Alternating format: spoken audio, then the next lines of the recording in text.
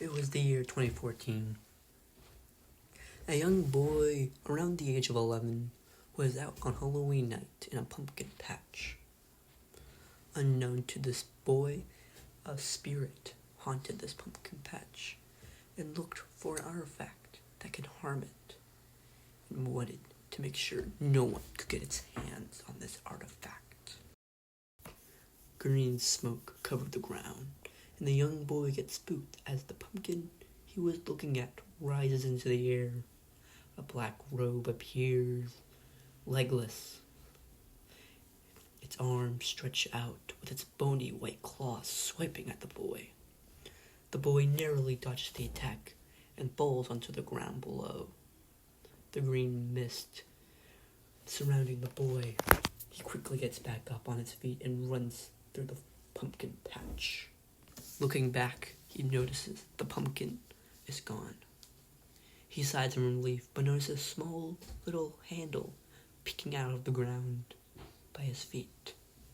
He bends down and grabs the handle, pulling it out of the ground to reveal a blade, a crimson blade. The pumpkin spirit, enraged by the boy, appears, for he has found the crimson blade, the only thing that can harm and kill the spirit. The boy, inexperienced with a sword, swings violently at this pumpkin spirit, trying to ward it off. The pumpkin spirit easily dodges the attacks, but surprised, the boy swings the sword and hits the pumpkin, cutting its right eye. The pumpkin spirit fades and the pumpkin falls to the ground, shattering. The boy is covered in cuts and seeds from the pumpkin. He wipes it away as much as he can and walks away to start trick-or-treating. But the pumpkin spirit lives and begins healing itself from the wound the boy caused him. The next year, in 2015, on Halloween, the boy and some of his friends are out trick-or-treating and head to a haunted house. They wander the halls of the haunted house and walk upon a path outside, heading to the next building part of this haunted house. But this path is lined with pumpkins.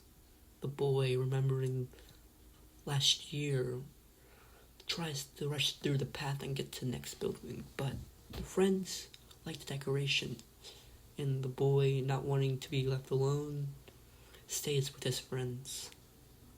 But the green smoke covers the ground again, and unease grows in the boy. From behind the boys, a pumpkin rises.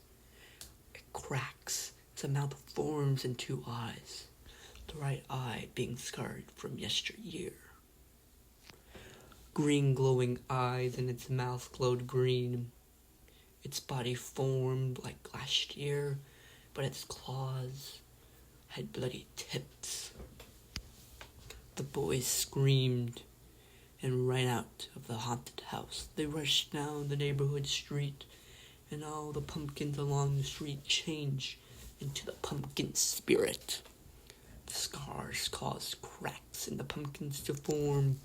The boys run to the boy's home, where he had stored the crimson blade that he got last year. He grabbed the blade and handed a hammer to one of his friends and an axe to another. A few pumpkin spirits followed them into the backyard and they attacked the pumpkins, but none of their weapons were efficient. The pumpkin spirits stayed away from the boy who wielded the crimson blade. As the first one that appeared came close, the cracks on the pumpkin cracked and slowly caused the pumpkin to fall apart.